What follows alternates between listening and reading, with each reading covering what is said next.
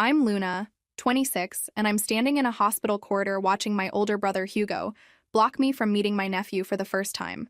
"You're not welcome here," he says, his voice cold as winter. "You've always been a bad influence on Jade. Where are you watching from today?"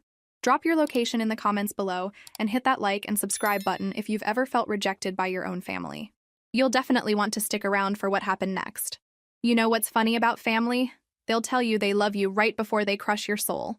Hugo has always been the golden child. Perfect grades, perfect job, perfect everything. Me? I was the afterthought, the sister who never quite measured up to his shining example. When we were teenagers, Hugo started dating my best friend Jade. At first, I thought it was amazing, my two favorite people together. But Hugo didn't see it that way. He saw me as competition for Jade's attention. Every sleepover, every girls' night, every moment Jade and I shared became a threat to his control. "She's a bad influence," he told our parents when I was 17. "Jade needs to focus on her future, not waste time with childish games." Those childish games? Study sessions for AP exams and college application prep. But Hugo painted me as the troublemaker leading his innocent girlfriend astray. Our parents, predictably, sided with their precious son.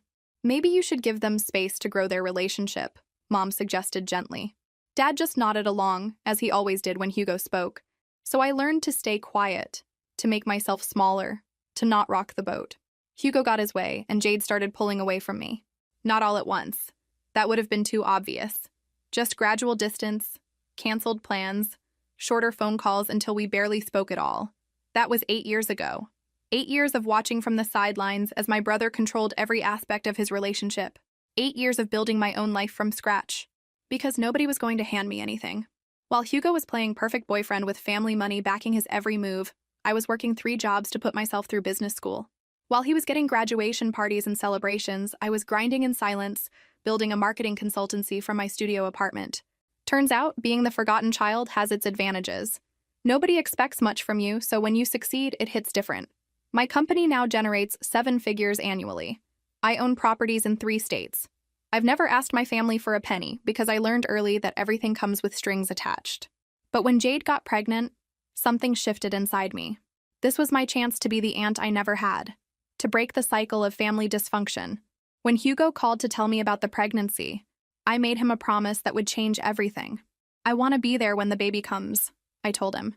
"Whatever happened between us in the past, this is about family." Hugo paused for so long I thought the call had dropped. "We'll see," he finally said. "Jade's having a difficult pregnancy. She needs to stay calm." Even then, he was setting up barriers. Even then, he was preparing to shut me out. But I hoped, that becoming an aunt would override his need to control everything. I was wrong. 3 months later, when Jade went into labor, I kept my promise. I cleared my schedule, loaded my car with gifts for the baby, and drove 12 hours straight through 2 states to get to their hospital. 12 hours of excitement, of imagining holding my nephew, of believing that this moment would heal the wounds in our family. 12 hours of driving toward what I thought would be a new beginning. Instead, I found my brother standing guard at the maternity ward entrance like a bouncer at an exclusive club, and the look in his eyes told me everything I needed to know about how this family reunion was going to end. "I drove 12 hours to be here," I managed to say through the shock. Hugo's expression didn't change. "Nobody asked you to." And that's when I realized that some people don't want healing. They want control. And my presence threatened the narrative Hugo had spent years constructing about his perfect little family. But sometimes the universe has a twisted sense of humor. Because 2 days later, my phone would ring with a call that would turn Hugo's carefully controlled world completely upside down. The drive home from that hospital was the longest 12 hours of my life. Not because of the distance, but because I spent every mile replaying years of family dysfunction, wondering how I'd been naive enough to think things would be different. You don't become a millionaire by accident. It takes strategy, persistence, and the kind of stubborn determination that comes from having something to prove. After Hugo systematically destroyed my friendship with Jade and my parents decided I was the problem child, I had 2 choices: crumble or climb. I chose to climb. My marketing consultancy started in my studio apartment with a laptop, a dream, and exactly $247 in my checking account. My first client was a local bakery that paid me in cash and day-old croissants. Not exactly glamorous, but it was mine. While Hugo was coasting on family connections and Dad's business network, I was cold calling potential clients and learning every aspect of digital marketing from YouTube videos. While he was getting handed opportunities, I was creating my own. The breakthrough came during my 3rd year in business. A tech startup hired me to rebrand their entire company. They were bleeding money, had terrible market presence, and their previous marketing team had quit in spectacular fashion. Perfect opportunity for someone desperate enough to work 18-hour days. 6 months later, their revenue had tripled. Word spreads fast in the business world when someone delivers those kinds of results. Suddenly, companies weren't just returning my calls, they were calling me first. By the time I turned 25, my consultancy had expanded to 15 employees and clients across 4 states. I bought my first property with cash, just to prove I could. Then a second, then a third. Success tastes different when you earn it yourself. There's no guilt, no strings attached, no family expectations weighing you down. Just the pure satisfaction of knowing that every dollar in your account exists because you made it happen. But money doesn't fill the family-shaped hole in your life. When Hugo called to tell me about Jade's pregnancy, I felt something I hadn't experienced in years. Hope. "We're having a boy," he said. And for once, his voice didn't carry that familiar edge of superiority. "Jade's scared, but excited."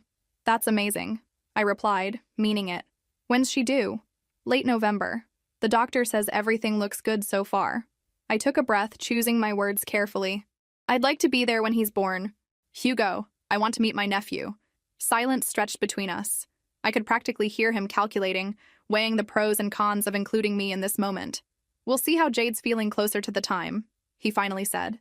"Pregnancy hormones make women emotional. She needs stability." Classic Hugo, deflecting responsibility onto his pregnant wife while positioning himself as the reasonable protector. But I caught something in his voice that I'd never heard before. Uncertainty. "I understand," I said, though I understood more than he realized. "Just know that I'm here if you need anything. Family support, whatever you need." Another pause. "We're doing fine, Luna. We don't need anything." Of course not. Hugo had never needed anything from me. But babies change people. Or so I'd heard. Maybe becoming a father would soften some of his sharp edges. 2 weeks before Jade's due date, I got a text from an unknown number. "Luna, it's Jade. Can you call me? Hugo's at work." My hands shook as I dialed. Jade's voice sounded tired but warm when she answered. "I'm sorry for everything," she said without preamble. "I know Hugo's kept us apart all these years. I've missed you." Those words cracked something open in my chest. "I've missed you too. How are you feeling?" "Huge, uncomfortable, and terrified," she laughed. "But excited. Luna, I want you to meet the baby. I need you to be here." "Are you sure?" Hugo seemed hesitant when I asked. Hugo's been stressed about money lately.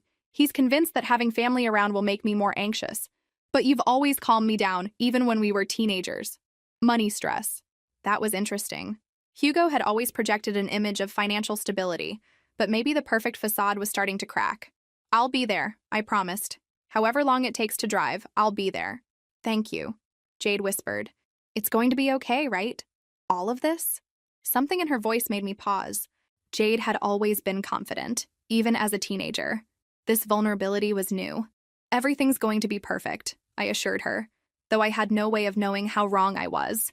When Jade went into labor on a Tuesday morning, I dropped everything.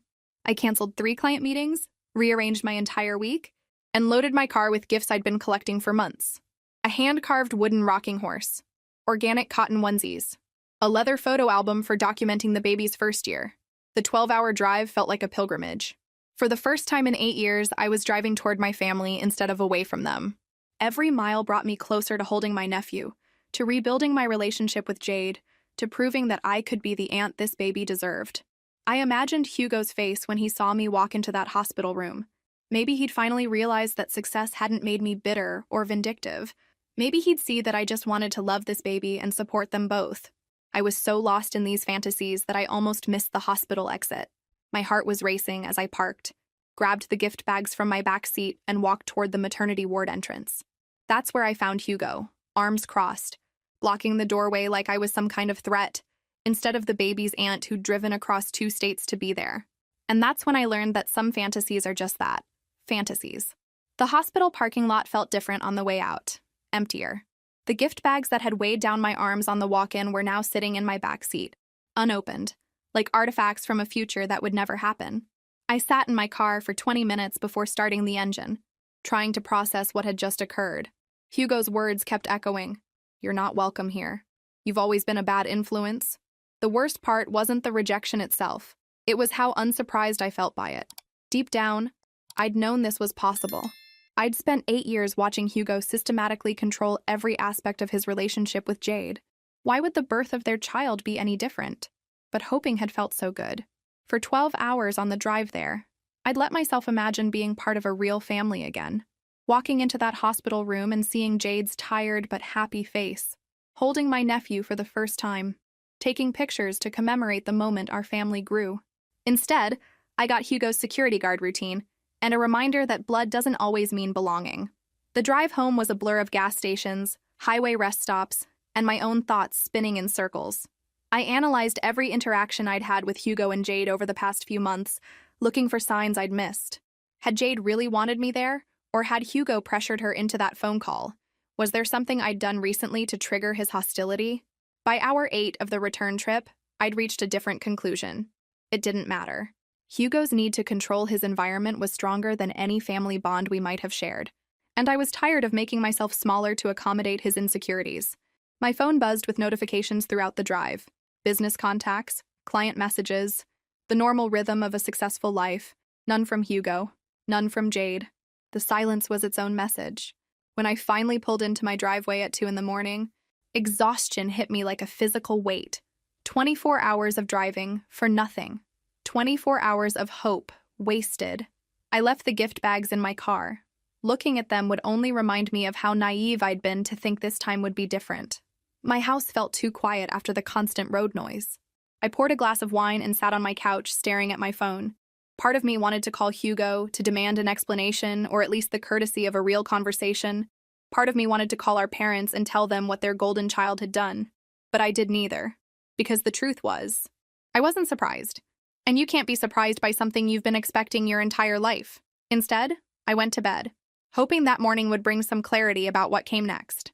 I'd spent years building a life independent of my family's drama. Maybe it was time to stop trying to force connections that clearly weren't meant to exist. Sleep came eventually, filled with dreams about empty hospital rooms and gifts that would never be opened. I woke up Wednesday morning with a plan: dive back into work, focus on my clients, and forget about family fantasies that only led to disappointment. I had 3 major campaigns launching that week and a new client presentation on Friday. Real accomplishments that mattered to people who actually valued my contribution. Thursday passed normally. Client calls, strategy sessions, the comfortable routine of professional success. I barely thought about Hugo or the hospital, or at least, I told myself I didn't. Friday morning brought a sense of normalcy I hadn't felt since driving away from that maternity ward. I was reviewing presentation slides when my assistant buzzed my office phone. "Luna, there's a call for you. Someone from Riverside Regional Hospital." My stomach dropped. Had something happened to Jade or the baby? Despite everything, the thought of either of them being hurt made my chest tight with worry. "I'll take it," I said, grabbing the phone. "Ms. Martinez?" The voice was professional, businesslike. "This is Sarah from Patient Financial Services at Riverside Regional. I'm calling regarding the birth expenses for baby Noah Martinez." Noah. My nephew had a name now. "I think you have the wrong number," I said. "I'm not responsible for any medical bills at your hospital. According to our records, your brother Hugo Martinez informed our billing department that his millionaire sister would be covering all delivery expenses.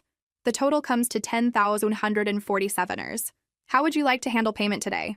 The words hit me like a physical blow. Hugo had used my success, the thing I'd built independently of family support, as collateral for his own responsibilities. Without asking, without permission, with the casual assumption that my money was available to solve his problems. I gripped the phone tighter, my professional composure warring with pure rage. "Ma'am," the billing representative continued, "how would you prefer to arrange payment?" This was the moment, the exact moment when everything would change between my brother and me. Because what I said next would determine whether I'd spend the rest of my life being Hugo's unofficial bank account, or whether I'd finally set the boundaries I should have established years ago.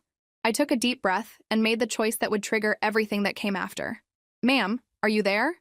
Sarah from Patient Financial Services repeated, her voice cutting through my stunned silence. "Yes," I said, my voice steadier than I felt. "I'm here, but I think there's been a significant misunderstanding." "How so?" "I never authorized payment for anyone's medical expenses at your hospital. I've never even spoken to anyone from your billing department." A pause, the sound of typing. I have a note here from Hugo Martinez stating that his sister Luna would be handling all costs associated with his wife's delivery and their son's medical care. Luna. He'd even used my name specifically, not my family or someone else. My name, as if I'd personally guaranteed payment for a bill I'd never agreed to cover. Ms. Martinez, do you have any documentation showing that you agreed to be financially responsible for these charges? No, Sarah said, her professional tone wavering slightly. We typically rely on verbal confirmation from family members for arrangements like this. Then you have your answer. I did not verbally confirm anything because no one asked me. I am not responsible for this bill. More typing. A longer pause. I see. I apologize for the confusion, Ms. Martinez. The charges will remain under Mr. Hugo Martinez's name, and will contact him directly regarding payment arrangements. That would be appropriate, I said. Though my hands were shaking with anger I was carefully controlling. Thank you for calling to clarify. After hanging up, I sat in my office chair, staring at my computer screen without seeing it.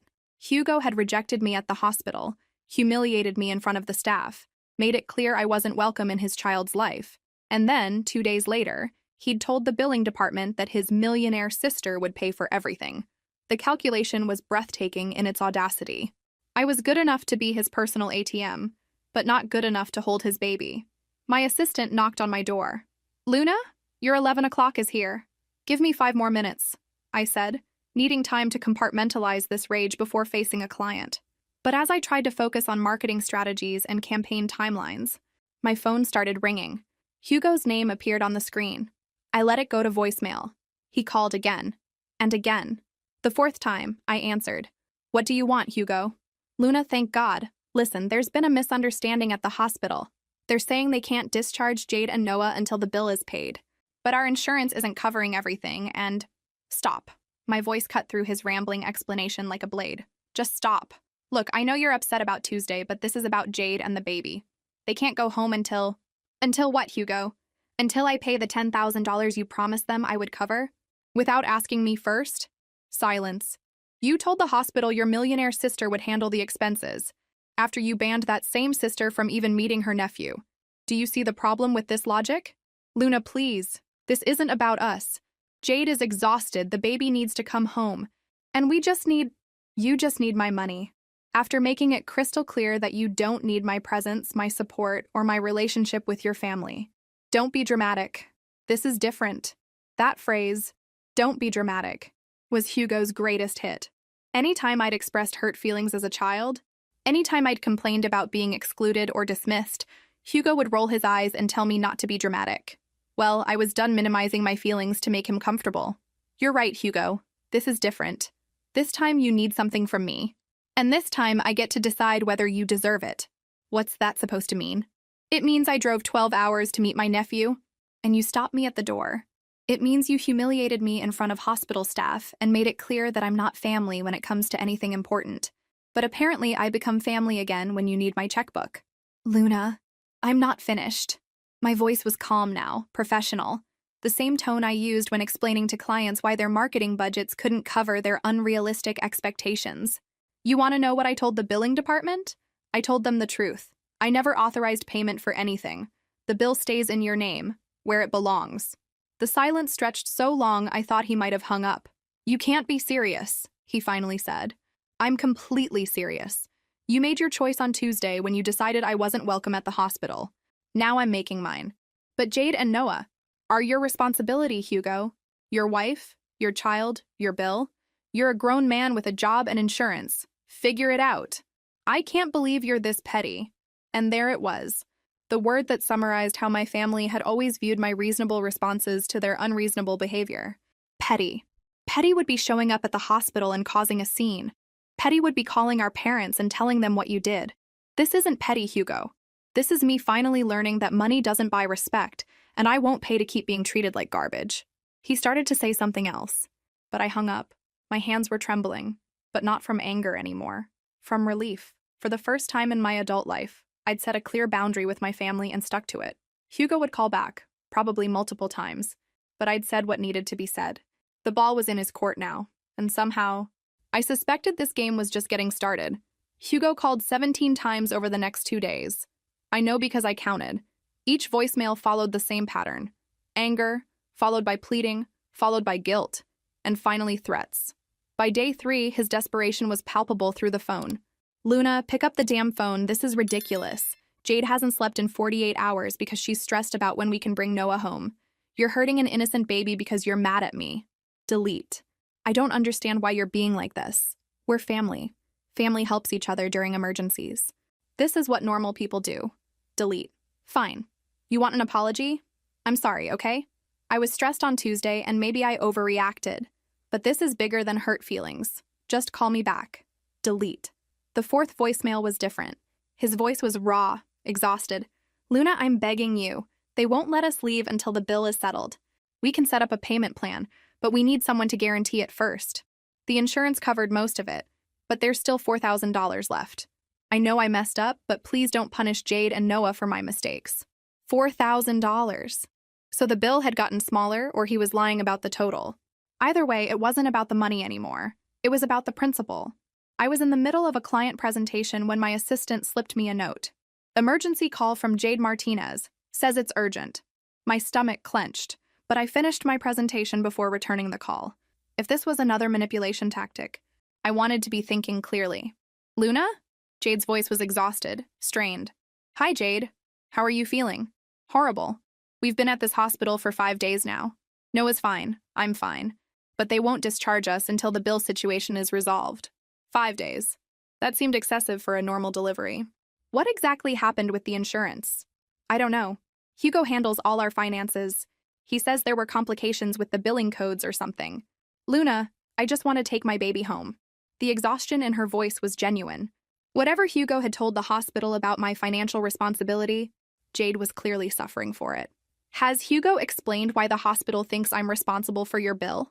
A pause. He said he mentioned to someone that you were successful and might be able to help if needed, but he swears he didn't promise anything specific. Hugo was still lying, even to his own wife. The hospital had been very clear about what he'd told them. Jade, I need you to know something. The hospital called me directly and said Hugo specifically told their billing department that his millionaire sister would cover all delivery expenses. He used my name and promised my money without asking me first. Silence. That's not... Hugo wouldn't do that without asking you first. I have the phone records, Jade. The billing representative was very specific about what Hugo told them. Another long pause. When Jade spoke again, her voice was different. Smaller. I'm so tired, Luna. I just want to go home. Can we work something out? I promise we'll pay you back. This was the moment I'd been dreading. Jade, sweet, exhausted, innocent Jade, caught in the middle of her husband's manipulation and my boundary setting. Jade, can I ask you something? And I need you to be honest with me. Okay. Are you happy in your marriage, I mean? Is Hugo treating you well? The pause that followed told me everything I needed to know. That's a complicated question, Luna. No, it's really not. Either he respects you and treats you as an equal partner, or he doesn't. Marriage is hard, especially with a new baby and money stress, and she was making excuses for him. The same way our parents had always made excuses for Hugo's behavior.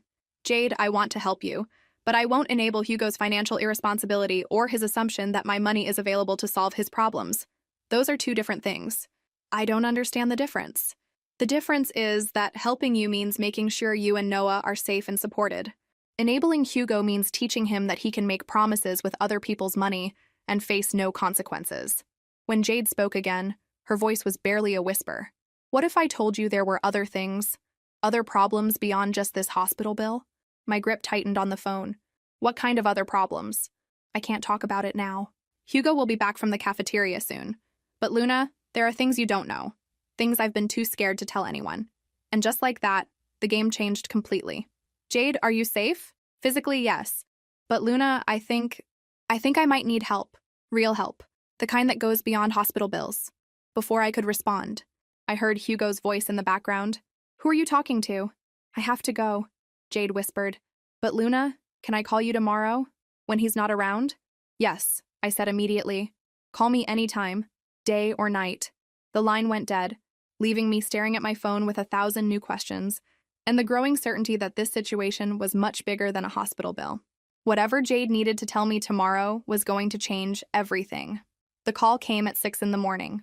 I was already awake, nursing coffee and watching the sunrise through my kitchen window. I'd barely slept. thinking about the fear I'd heard in Jade's voice, and the careful way she'd looked over her shoulder before hanging up. "Luna?" Jade's voice was a whisper, urgent and scared. "I'm here. Are you okay?" "I'm in the hospital bathroom. Hugo's still sleeping, but he'll wake up soon. I don't have much time." "Tell me what's going on." "The hospital bill isn't the real problem. Hugo has been gambling online. A lot. We're in debt up to our eyeballs. And I didn't know until last week."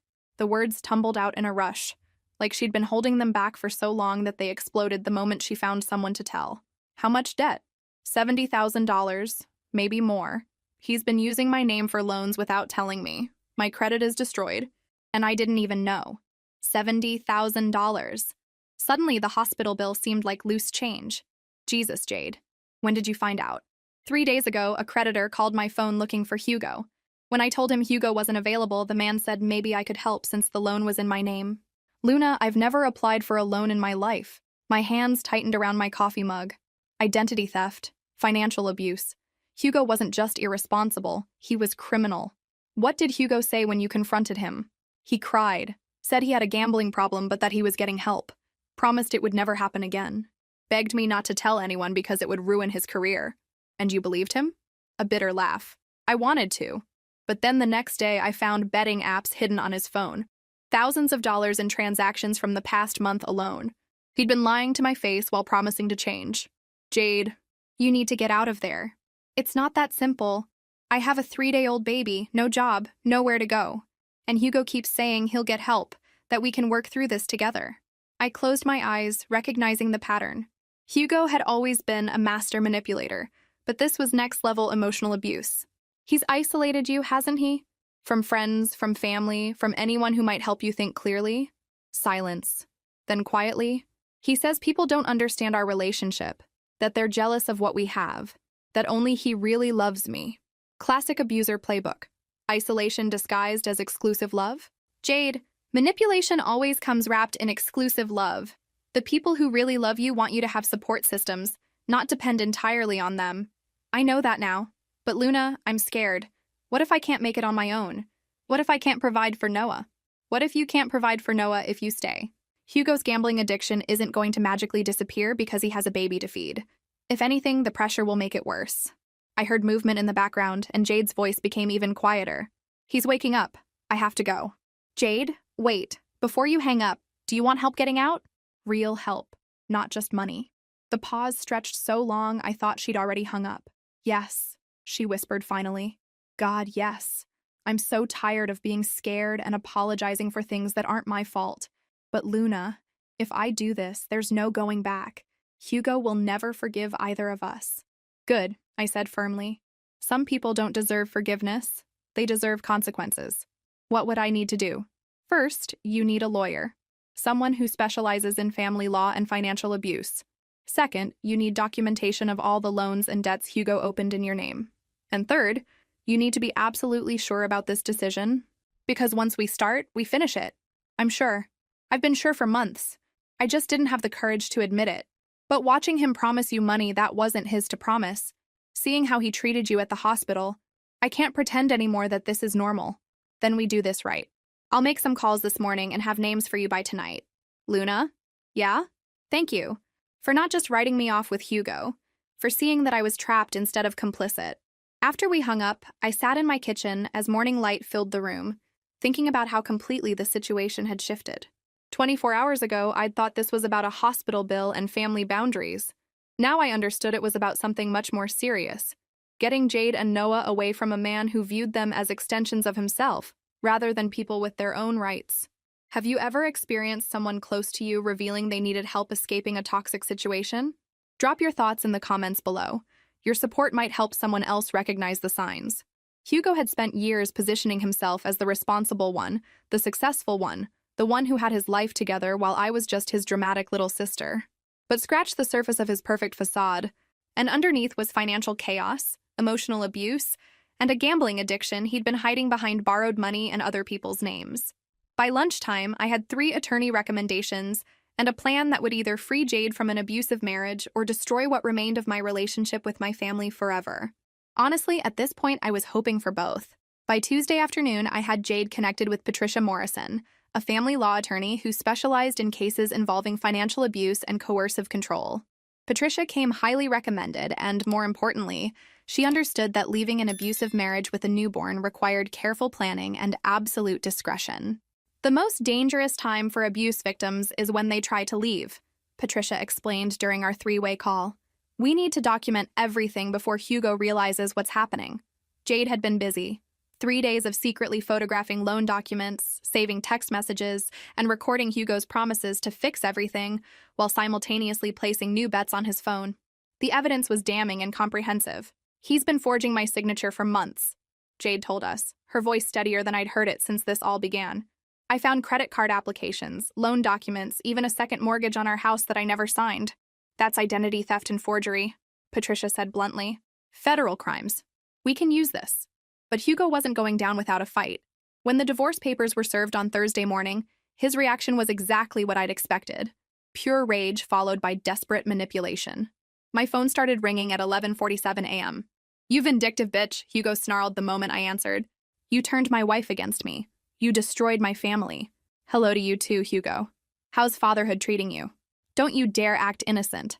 Jade was fine until you got in her head with your feminist nonsense. Now she's filing for divorce and taking my son away from me. Your son, not our son or Noah. Possession, not love. Jade filed for divorce because you've been stealing her identity and gambling away your family's future. I just gave her the attorney's number. She's confused. Postpartum depression makes women irrational. She doesn't know what she's doing. Classic Hugo. Blame everyone except himself. Jade's perfectly rational decision to leave her lying, gambling, financially abusive husband was suddenly a mental health crisis. You know what I think, Hugo? I think you're scared. For the first time in your life, you can't control the narrative. Jade sees through your lies. I'm not paying your bills. And you're about to face the consequences of your own choices. If she goes through with this divorce, I'll destroy her in court. I'll prove she's an unfit mother. I'll get full custody of Noah, and you'll never see either of them again. And there it was. The threat I'd been waiting for. Hugo's nuclear option, the one card he thought would make me back down. That's interesting, I said calmly, because Patricia already anticipated you'd try that approach. Silence. See, Hugo, the thing about hiring an experienced attorney is that they've seen every manipulation tactic before. Patricia represents women like Jade all the time, women whose husbands threaten to take their children away unless they stay silent about financial abuse. You can't prove anything. Actually, I can prove everything. Every forged signature, every loan you opened in Jade's name, every gambling transaction while you were promising to change. Oh, and my personal favorite, the messages where you explicitly forbid Jade from bringing Noah to see me because I'm supposedly a bad influence. I heard him breathing heavily on the other end of the line. You want to talk about unfit parenting, Hugo? Let's talk about a father who steals his wife's identity to fund his gambling addiction. Let's discuss a man who lies to hospitals about who's paying bills and then emotionally manipulates his exhausted wife when his schemes fall apart. Luna, you don't understand. I understand perfectly. You thought you could control Jade forever by isolating her and making her financially dependent on you. You thought you could use me as your personal ATM whenever your poor choices caught up with you. And you thought you could threaten custody to keep Jade trapped. What do you think will happen next? Drop your predictions in the comments. I have a feeling you're going to be surprised by how this plays out. But here's what you didn't count on, Hugo. Jade kept everything. Every document, every text, every recording of you promising to change while placing new bets. And I kept detailed records of every conversation we've had, including this one. You're recording me? I'm learning from your example. Documentation is everything in legal proceedings. The silence stretched longer this time. When Hugo spoke again, his voice had lost its angry edge and taken on something closer to panic. What do you want? Money? I'll pay you back everything. With interest. Just convince Jade to drop this divorce nonsense. I don't want your money, Hugo. I want you to understand something very clearly. You're not losing your wife because of me. You're losing your wife because of your choices. And you're not losing control over Jade's life. You're losing the illusion that you ever had the right to control it in the first place. She'll never make it on her own. She has no job, no money, no support system. She has Noah, she has me, and she has something you never gave her, the freedom to make her own decisions. That's more support than she ever got from you. I heard papers rustling in the background, like he was frantically searching through documents. This isn't over, he said finally. You're right, I agreed.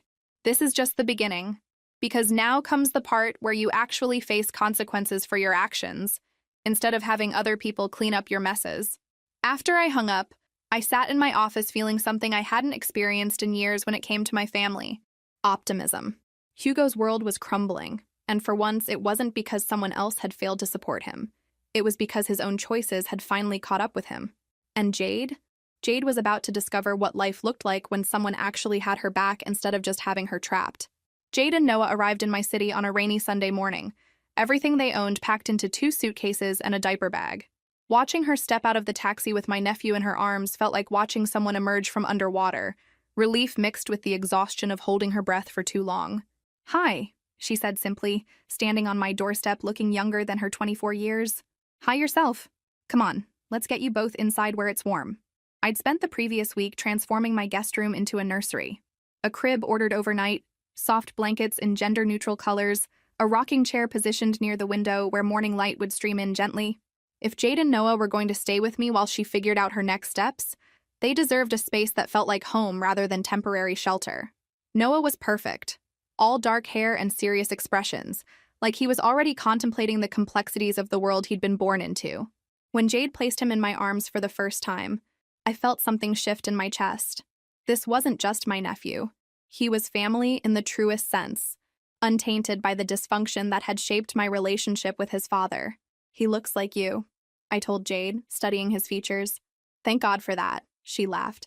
But there was an edge to it. Hugo was convinced he'd be a carbon copy of him. We spent the afternoon getting them settled, establishing routines, talking about practical things, pediatrician appointments, legal meetings, the logistics of starting over. But as evening fell and Noah slept peacefully in his new crib, the conversation turned to deeper waters. "Luna, I need to tell you something," Jade said, curled up on my couch with a cup of tea warming her hands. "About why I stayed with Hugo for so long. About why I let our friendship fade away. You don't owe me explanations?" "Yes, I do. Because what happened between us wasn't just about teenage drama or growing apart. It was calculated." I settled into the chair across from her, sensing this was going to be one of those conversations that changed how I understood the past. When Hugo and I first started dating, I thought he was protecting me. He'd say things like, "Luna's always been jealous of what we have," or "She's trying to come between us because she can't handle seeing you happy." He made it sound like caring about our relationship. The words stung. But they didn't surprise me. Hugo had always been masterful at reframing his control as concern. "At first, I defended you. But Hugo was patient. He never demanded I choose between you and him outright. Instead, he'd get hurt whenever I mentioned spending time with you. He'd sulk or withdraw affection until I learned to avoid bringing you up altogether." "Classic isolation tactics," I said quietly. "Make the victim feel guilty for maintaining other relationships." "Exactly. And by the time I realized what was happening, years had passed. I'd moved to another state, started a new life, and the distance made it easier to convince myself that maybe Hugo was right. Maybe our friendship had just run its natural course." Jade set down her tea and looked at me directly. "But last week, when you refused to pay that hospital bill, something clicked into place. Hugo was furious. Not hurt, not disappointed, but genuinely shocked that someone had told him no. And I realized that I hadn't seen him that rattled since the last time you stood up to him when we were teenagers." "What do you mean?" "Remember when he tried to convince our parents that you'd been drinking at that party junior year? When you had witnesses proving you'd been designated driver all night?" I remembered. Hugo had been caught drinking by a neighbor and tried to deflect blame onto me. Our parents had almost believed him until 3 other students confirmed my story. He was so angry that night. Not because he got in trouble, but because his plan hadn't worked. Because for once, people believed you instead of him. Jade pulled a throw pillow into her lap, hugging it like armor. I think that's when I started to understand that Hugo's problem wasn't jealousy about our friendship. It was envy about your independence. You've never needed anyone to validate your worth or make decisions for you. That threatened him then, and it threatens him now. The insight hit like a revelation. All these years, I'd assumed Hugo resented me because he thought I was irresponsible or beneath the family's standards. But Jade was suggesting something different, that he'd been threatened by my autonomy itself. He told me once that the reason he fell in love with me was because I needed him, Jade continued. At the time, I thought it was romantic. Now I realize it was a confession. Needing someone and being controlled by them are 2 very different things, I said. I know that now, But Luna, I need you to understand something else. Leaving Hugo, filing for divorce, coming here with Noah, it isn't just about escaping a bad marriage. It's about refusing to let anyone else decide who I'm allowed to love or who I'm allowed to be. Something in her voice broke open as she said those words, and I realized we were both crying. I'm so sorry, she whispered, for all the years I let him come between us, for believing his version of who you were instead of trusting what I knew to be true. You don't need to apologize for surviving, I told her. You did what you had to do in an impossible situation. But I want to start over. Not just pretend the past didn't happen, but actually build something new between us. Something that's ours, not shaped by his insecurities or anyone else's expectations. I reached for her hand across the space between us. Yes, I said simply. Together. The right way this time. Outside, rain continued to fall against the windows, but inside, something that had been broken for 8 years was finally beginning to heal. Patricia Morrison called Tuesday morning with news that made me smile into my coffee cup. Hugo's attorney wants to negotiate, she said, barely containing her own satisfaction. Apparently, when they reviewed our evidence file, they advised their client that fighting this divorce would be what they diplomatically termed inadvisable. What kind of evidence are we talking about? I asked, though I suspected I already knew. Everything. Bank records showing the gambling transactions, forged loan applications with Jade's signature, recorded phone calls where he promises to stop betting while simultaneously placing new wagers. Oh, and my personal favorite, security footage from the hospital showing him preventing you from seeing Noah while promising the billing department you'd pay for everything. Hugo had unknowingly documented his own downfall.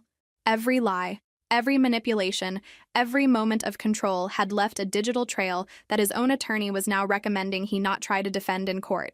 What's he offering? Full custody to Jade, no alimony claims against her, and he'll take responsibility for all debts incurred in her name. In exchange, Jade agrees not to press criminal charges for the identity theft. It was more than we dared hope for. Hugo was essentially surrendering everything rather than risk public exposure of his gambling addiction and financial fraud. What does Jade think? She wants to accept. The sooner this is over, the sooner she can focus on building a stable life for Noah without looking over her shoulder. That afternoon, Jade and I took Noah for his first walk through my neighborhood. The autumn air was crisp, leaves crunching under our feet as we pushed his stroller down tree-lined streets. Watching Jade point out flowers and birds to her sleeping baby, I was struck by how different she looked.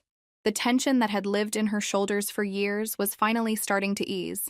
Patricia says we could have the divorce finalized within 60 days, Jade said as we paused at a small park. How are you feeling about it? Relieved, scared, guilty for feeling relieved. She adjusted Noah's blanket carefully. Is it wrong that I'm not sadder about my marriage ending? It's wrong that your marriage made you sad enough that ending it feels like freedom. We found a bench where we could sit while Noah napped in his stroller. The park was quiet except for the sound of children playing on distant swings. I keep thinking about what our lives would have looked like if Hugo hadn't convinced me to cut ties with you, Jade said. If I'd had someone to talk to about his gambling, his controlling behavior, his mood swings when he lost money. You can't change the past, I reminded her, but you can decide what happens next. I want to go back to school, she said suddenly. Before Hugo, I was studying early childhood education. I only had 1 semester left when I dropped out to support his career move. This was the first time Jade had mentioned her own abandoned dreams. Hugo's version of their relationship had always portrayed him as the ambitious one making sacrifices, while Jade provided emotional support. What stopped you from finishing? Hugo said it was impractical. That we needed my income from waitressing more than we needed another degree. He convinced me that his business success would benefit us both more than my teaching career. More manipulation disguised as practical advice. Hugo had systematically dismantled every aspect of Jade's independence. Her friendships, her education, her career goals, while positioning himself as the reasonable partner, making logical decisions.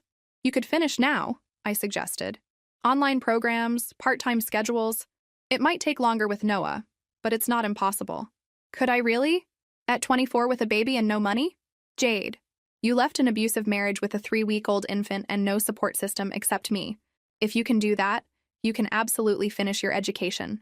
She was quiet for several minutes, watching other mothers push their children on swings. I spent so many years making myself smaller to fit into Hugo's idea of what our life should look like, she said finally. I forgot that I had ideas of my own. Now, you get to remember. That evening, while Jade fed Noah and I made dinner, my phone buzzed with a text from an unknown number.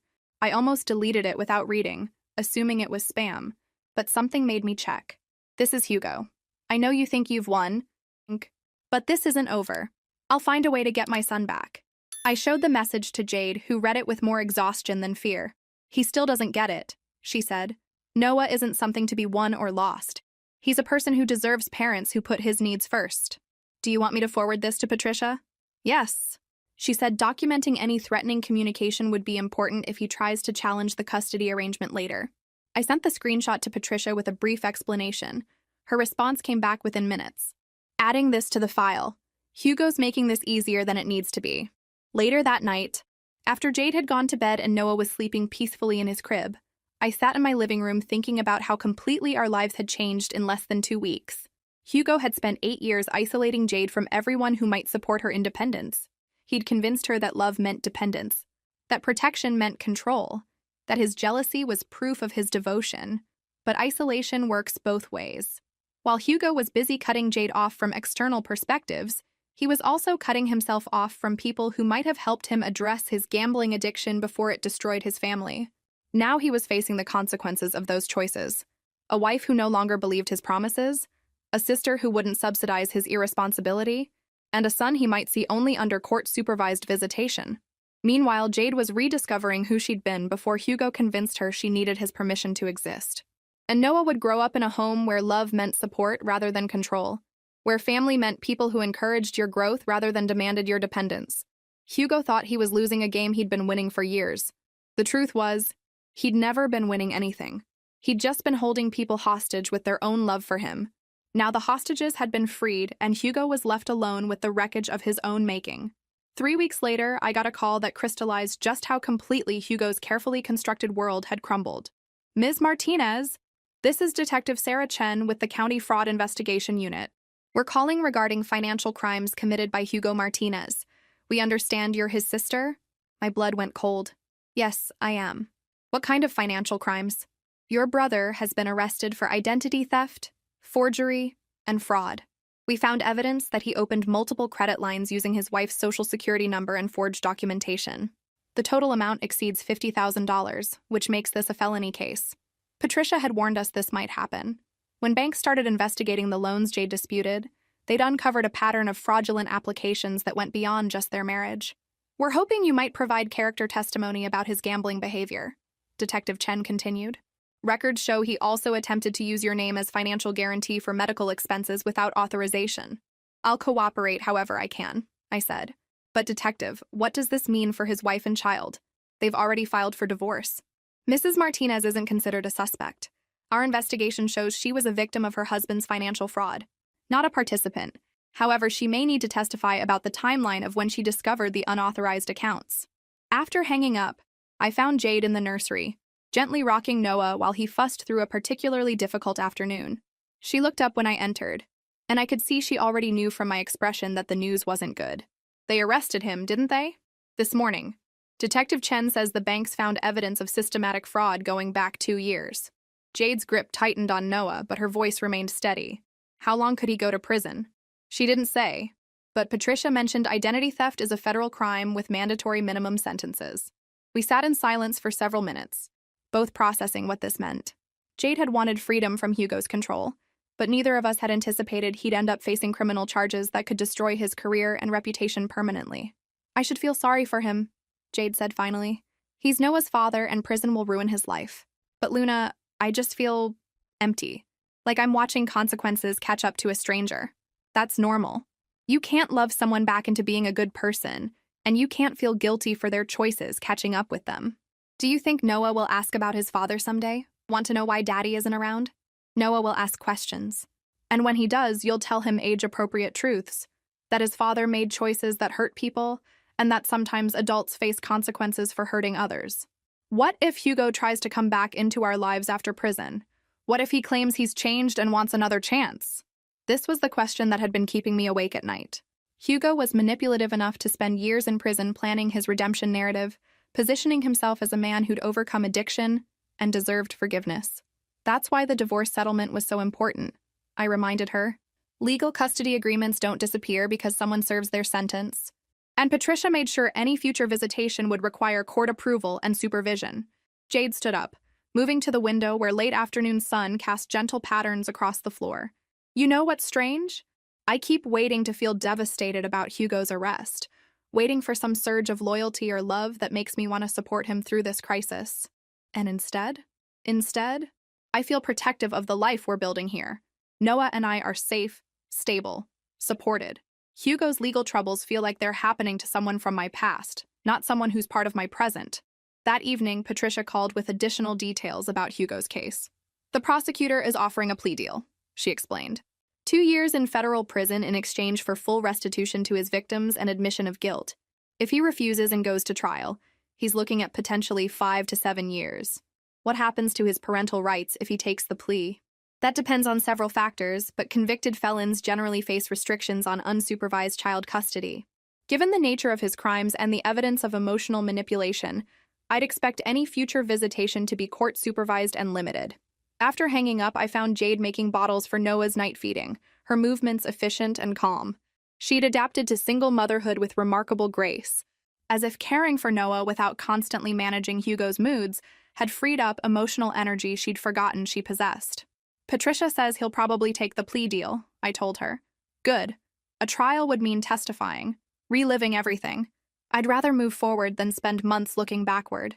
Are you sure you're okay? This is a lot to process. Jade paused, a bottle halfway prepared, and looked at me with clear eyes. Luna, for 8 years I lived with someone who lied to me daily, who stole my identity, controlled my friendships, and made me question my own judgment about everything from finances to reality itself. His arrest doesn't feel like a tragedy. It feels like validation that I wasn't crazy for thinking something was seriously wrong. She resumed preparing the bottles, her voice taking on a strength I hadn't heard since we were teenagers. Hugo spent years convincing me that I needed him to survive, that I was too naive, too emotional, too dependent to make good decisions on my own. But look at me now. I left him, protected my son, found legal help, and started rebuilding my life from scratch. Turns out I was stronger than he ever gave me credit for. Stronger than he wanted you to believe you were, I corrected. Exactly. And Noah is going to grow up knowing his own strength, not questioning it because someone else needs to feel powerful. Later that night, as I watched Jade confidently handle Noah's late feeding, I realized something profound had shifted. She wasn't just surviving without Hugo. She was thriving. And Hugo was about to learn that the control he'd thought was his greatest strength had actually been his most devastating weakness. The call from my mother came on a Thursday morning, 6 weeks after Hugo's arrest, just as Jade and I were planning Noah's first Thanksgiving in our new life. Luna, we need to talk. Mom's voice carried that particular tone she used when family appearances were at stake. About what? About this situation with your brother. The way you've handled everything. It's gone too far. I almost laughed. After 8 years of Hugo excluding me from family events, manipulating his wife, and stealing money from multiple victims, my mother was concerned that I'd let things go too far. Which part went too far, Mom? The part where I refused to pay bills I didn't agree to, or the part where I helped Jade escape financial abuse? Hugo made mistakes, but family doesn't abandon family during difficult times. He needs support right now, not judgment. He needs accountability. There's a difference. Luna, he's been calling us from jail.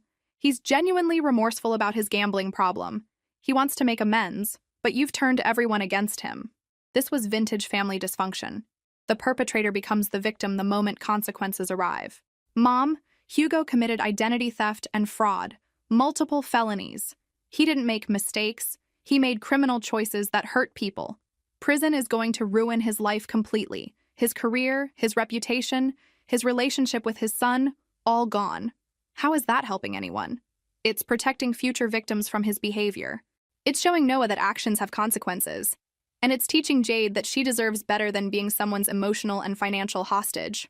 Jade has always been dramatic. Marriage is hard work, and not every woman runs away the first time things get difficult. I felt anger flare in my chest.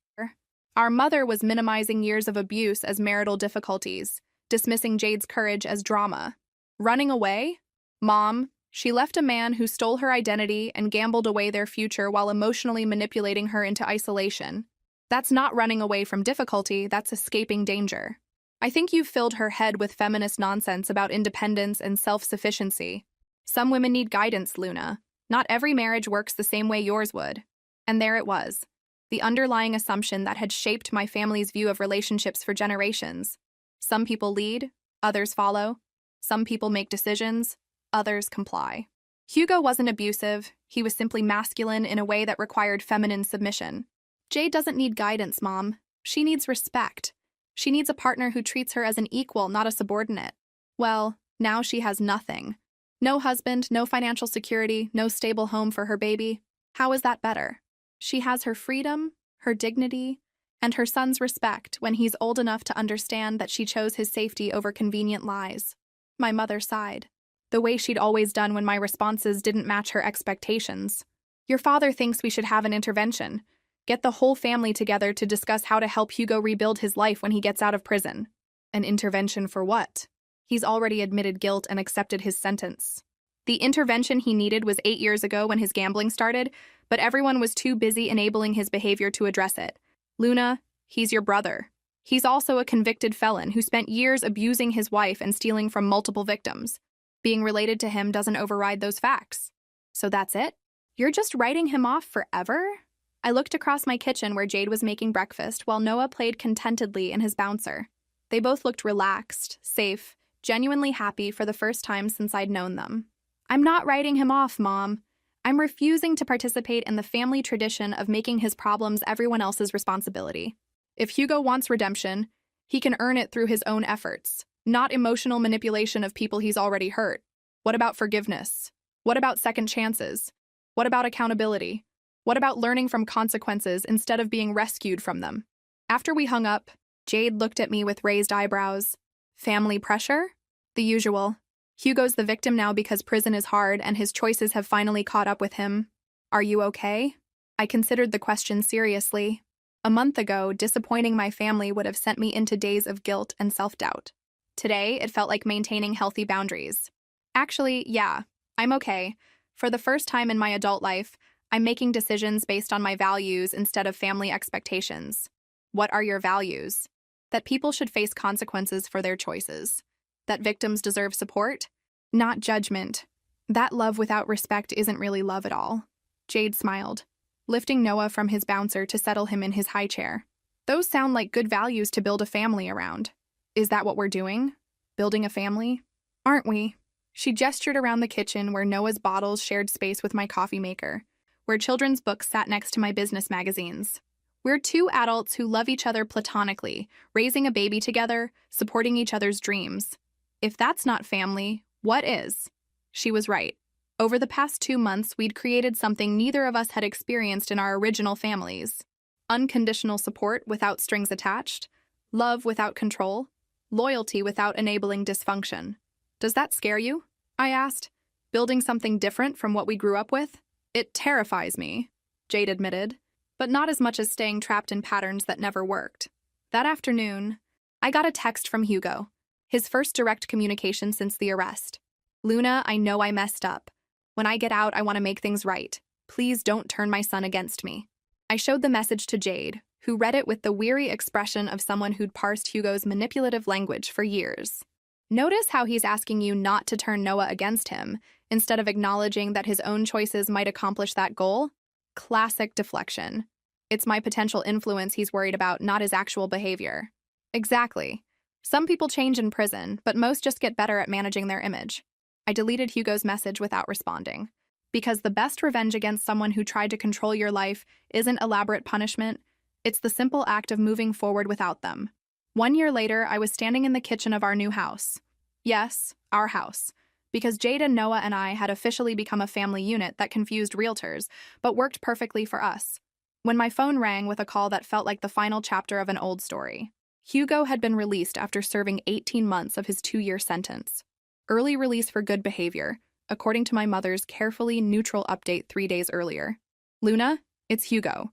His voice sounded different, smaller. The commanding tone that had dominated every conversation for 30 years was gone, replaced by something that might have been genuine humility. Hi, Hugo. I know you probably don't want to hear from me, but I needed to call. To apologize. Really apologize, not just say words because someone told me to. I looked across the kitchen where Jade was helping 16-month-old Noah stack blocks. both of them laughing when the tower inevitably tumbled down.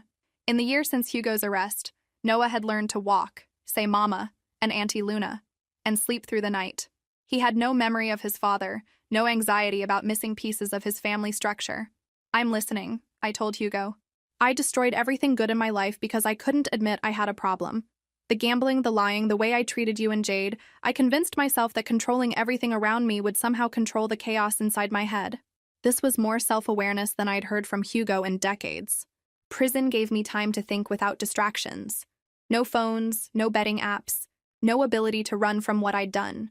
I had to face the fact that I'd emotionally abused my wife, stolen her identity, alienated my sister, and traumatized everyone who tried to love me. "What do you want from me, Hugo?" "Nothing. I'm not calling to ask for money or forgiveness or a relationship with Noah that I haven't earned.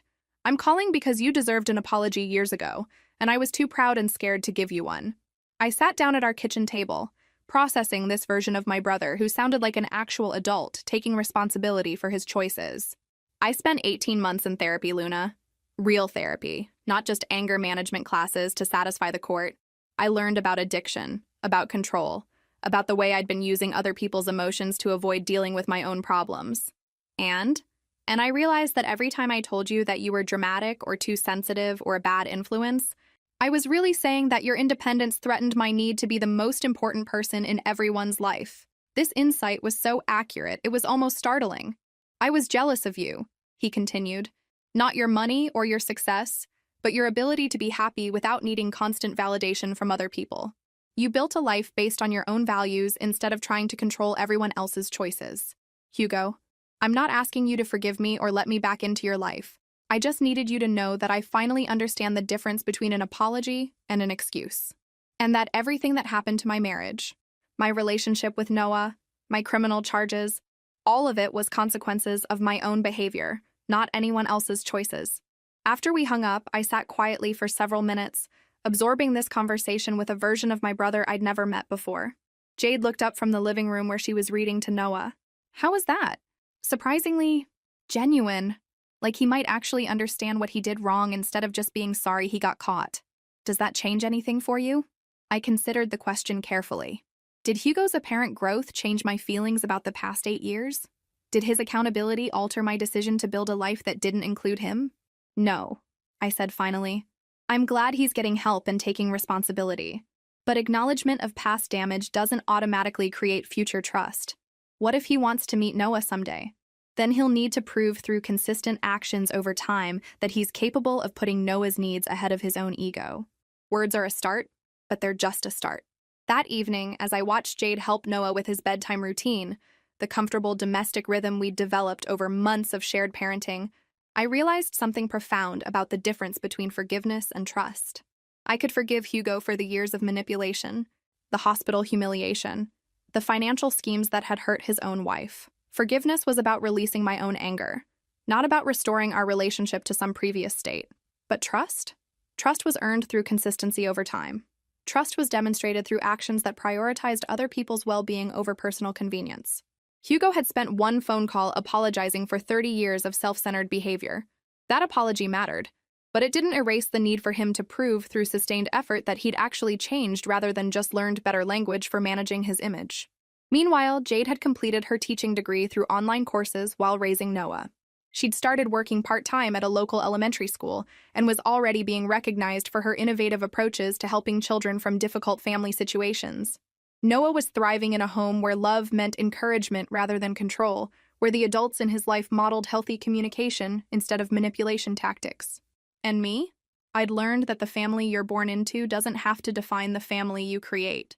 Sometimes the greatest act of love is refusing to enable dysfunction, even when that refusal looks like abandonment to people who benefit from your compliance. If this story resonated with you, make sure to like and subscribe for more stories about finding your strength in impossible situations. Your engagement helps other people find these stories when they need to hear that walking away from toxic family dynamics isn't giving up. It's choosing yourself. Hugo thought his greatest punishment would be losing control over his wife and son. The truth was more complex. His greatest loss was realizing that the control he'd fought so hard to maintain had never been real love at all. And his greatest potential redemption wouldn't come from being welcomed back into our lives, but from learning to love the people around him without needing to own them. Whether he was capable of that kind of love remained to be seen.